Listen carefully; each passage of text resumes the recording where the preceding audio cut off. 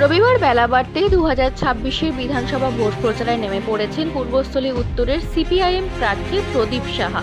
এদিন তিনি Purbasthali rail station বাজারের বিভিন্ন ব্যবসায়ী সহ স্থানীয় বাসিন্দাদের সঙ্গে জনসংযোগ করেন।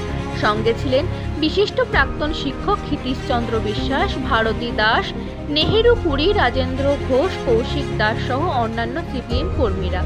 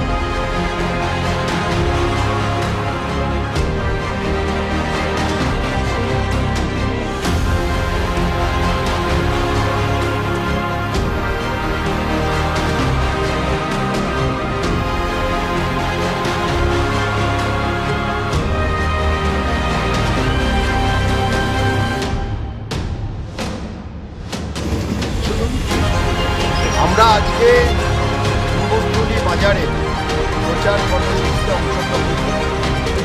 আমাদের অনেকদিন বাদে এরকম অভূতপূর্ব একটি সাড়া মানুষের মধ্যে আমরা উপলব্ধি করছি। আমাদের কমরেডরাও যেভাবে রাস্তায় নেমেছে এবং এই এলাকার মানুষ তাদের স্বতঃস্ফূর্ততা এই নির্বাচনে আমরা জয়লাভ আশা করছি।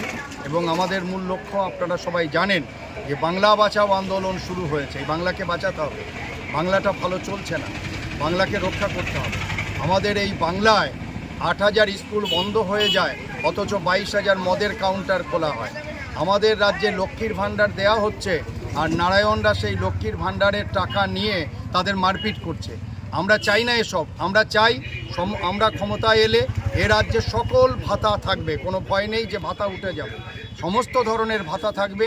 পাশাপাশি আমরা চাই আমাদের সমস্ত গরিব, এখনও যারা বয়স্ক মানুষ ভাতা পায়নি তাদের ভাতা দিতে হবে, বিধবা যারা ভাতা পায়নি তাদের ভাতা দিতে হবে। সর্বোপরি আমাদের রাজ্যে কর্মসংস্থান করতে হবে। আমাদের একটা প্রজন্ম ধ্বংসর দিকে চলে গেছে, সেই প্রজন্মকে বাঁচানোর দায়িত্ব বামপন্থীদের নিতে হবে। এই রাজ্যে কর্মসংস্থান চাই, এই রাজ্যে শিল্পায়ন চাই, এই রাজ্যে একেবারে দুর্নীতিমুক্তভাবে নিয়োগের ব্যবস্থা করতে হবে। না করলে এ রাজ্যটাকে বাঁচানো যাবে না। এই বাঁচানোর দাবিতেই আমরা এই লড়াই শুরু করেছি।